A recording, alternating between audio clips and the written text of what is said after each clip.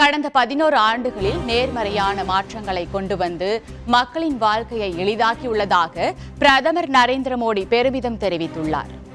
மோடி 3வது முறையாக பிரதமர் பதவியேற்று இன்றுடன் ஓராண்டு நிறைவு பெறுகிறது. இந்த நிலையில் பாஜக ஆட்சி குறித்து பிரதமர் மோடி வெளியிட்டுள்ள வலைதள பதிவில் நல்லாட்சிக்கான மாற்றத்தில் தெளிவான கவனம் செலுத்தப்படுவதாகவும் 140 கோடி இந்தியர்களின் அருள் வாழ்த்துகளாலும் ஒருங்கிணைந்த உழைப்பாலும் இந்தியா பல்வேறு துறைகளில் விரைவான மாற்றம் கண்டுள்ளதாக தெரிவித்துள்ளார்.